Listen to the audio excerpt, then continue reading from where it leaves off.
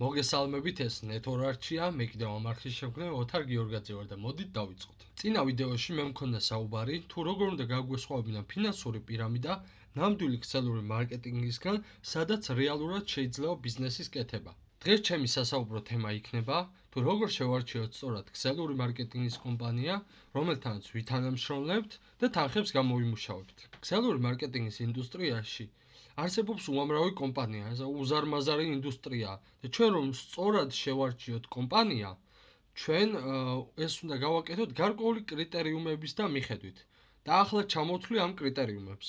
პირველი ეს არის, ვუყურებთ ვინ არის დამფუძნებელი, ვინ ხელმძღვანელობს ამ ყველაფერს, რა უკეთებიათ მანამდე, ყოველთვის დავაკვირდეთ, ჯობია მათ პროფესიონალებს, იმიტომ რომ პროფესიონალები ხარისხიან შედეგებს დებენ. შესაძლოა კომპანია ძალიან ახალგაზრდა იყოს, მაგრამ სათავეში იდგნენ ისეთი ადამიანები, ვისაც რეალურად დაუდიათ შედეგები.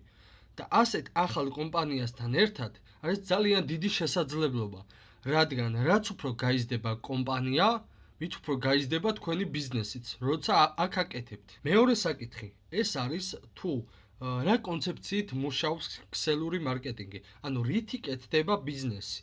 და არსებობს სამი ვარიანტი. პირველი, როდესაც ფიზიკური პროდუქტებით მუშაობს და ეს ძირითადად არის ხოლმე ფუნქციური პროდუქტები. მეორე, როცა დიჯიტალ პროდუქტებით მუშაობს და ეს არის სასწავლო კურსები ხოლმე, რაც მე ვიცი. და მესამე, როცა ორივეთი ერთად მუშაობს კომპანია. საერთოდ ცალ-ცალკე ორივე კარგია, მაგრამ ამ ორის შერწყმა როდესაც ხდება და ორივეთი მუშაობ, შენი ბიზნესი უფრო ეფექტურია, რადგან ყველა ადამიანის ინტერესს აკმაყოფილებ. მესამე, ეს არის საკომპენსაციო გეგმა, რითაც თქვენ თანხებს გამოიმუშავებთ, რაც ქმნის პასიურ შემოსავალს. თუ თქვენ მარტო პროდუქტების გაყიდვით არ ხართ დაინტერესებული, ეს თქვენთვის ძალიან მნიშვნელოვანია. საკომპენსაციო გეგმის მიხედვით არსებობს სამი ტიპის კომპანია. პირველი, როცა მუშაობს ბინარული მარკეტინგ გეგმით, მეორე, როცა მუშაობს ხაზოვანი მარკეტინგ გეგმით და მესამე, როცა ორივეთი ერთად მუშაობს კომპანია და ეს არის ჰიბრიდული მარკეტინგ გეგმის მქონე კომპანია. მარკეტინგ გეგმებზე ახლა არ ვისაუბრებ, მაგრამ ამას აუცილებლად მივუძღვნით ცალკე ვიდეოს. მეოთხე კრიტერიუმი, თუ არსებობს კომპანიაში სწორი ლიდერშიპი, ანუ ეს რას მოიაზრებს? სასწავლო სისტემას და თუ არის ისეთი გუნდი, ვინც მოგეხმარება შენი ბიზნესის განვითარებაში და შენ გაძლიერებაში. ეს თუ არ იქნება, ძალიან გაგიჭირდება შენი ბიზნესის განვითარება. ეს არის გუნდური ბიზნესი. წარმატება მარტო შენზე არაა დამოკიდებული. გარემოცვაც უნდა იყოს სწორი. საერთოდ ლიდერებად არ იბადებიან არც ერთ სფეროში, არამედ ყალიბდებიან ლიდერებად ისევ იმ სწორი გარემოცვის დახმარებით და ეს აქაც ასე არის. მეხუთე, თუ ეს მომენტიც არის ამ ყველა კრიტერიუმთან ერთად გათვალისწინებული, მაშინ თქვენ დიდ შედეგებს დადებთ. და ეს არის მომენტუმი, როცა ხარ სწორ დროს, სწორ ხალხთან ერთად, სწორ ადგილას. მაქსიმალური შედეგი იქ იქნება, როცა ჯერ კიდევ კომპანია იზრდება, როცა ახლა შედის ბაზრებზე და შენ შეგიძლია იყო ერთ-ერთი პირველი აი კონკრეტულ ბაზარზე, რაც რამდენიმე წელში დიდ შედეგებს მოგიტანს. ამ ინდუსტრიის ერთ-ერთი ლეგენდა, რომელსაც ეს საქმე შეეთავაზა, როდესაც ის ჯუდოს მწვრთნელი იყო. და ამ პიროვნებას ჰქვია სერ ჟირალდი. ის არის ფრანგი მულტიმილიონერი და პოსტსაბჭოთა სივრცეში ოფიციალურად 50-ზე მეტი მილიონერი ყავს მას გამოცდილი, რომელებსაც აქვთ გლობალური ქსელური მარკეტინგის კომპანიები. მასზე აუცილებლად მექნება რომელიმე ვიდეოში საუბარი.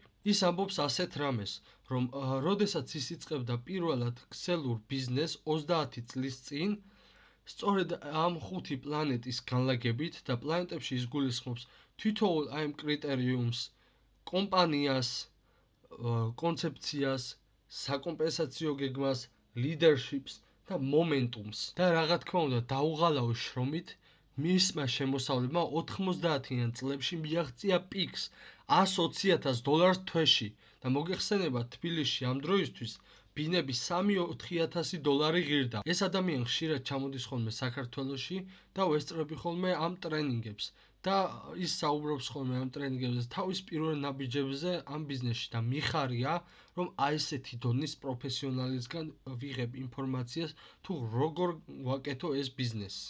ესე იგი, რომ ჩამოვყალიბდეთ, რა კრიტერიუმებით უნდა მოუძებნოთ ქსელურ მარკეტინგში იდეალური კომპანია. პირველი, ეს არის კომპანია, მეორე, ეს არის კონცეფცია, მესამე, ეს არის თუ რა საკომპენსაციო გეგმა აქვს, მეოთხე, ეს არის ლიდერშიპი და მეხუთე, ეს არის მომენტუმი. მე რა კომპანიაშიც ვარ ახლა, ყველა ამ კრიტერიუმს აკმაყოფილებს და ეს არის პროექტი, რომელიც სტარტს იღებს მსოფლიო ბაზარზე საქართველოდანაც კი. მე მჯერა, რომ სწორად გაკეთებული ქსელური მარკეტინგი ერთ-ერთი საუკეთესო გზა არის, რომ მოიპოვო თავისუფლება და ყველაფერი ამ ცხოვრებაში, რაც კი გაღელვებს. კარგით, დღეს ეს იყო ჩემი სათქმელი. შემდეგ ვიდეოში ვისაუბრებ ქსელური მარკეტინგის ისტორიაზე, თუ საიდან დაიწყო ეს ყველაფერი. მადლობა ყურადღებისთვის, დაელოდეთ ჩემს ვიდეოებს, მომავალ შეხვედრამდე. აბა კარგად.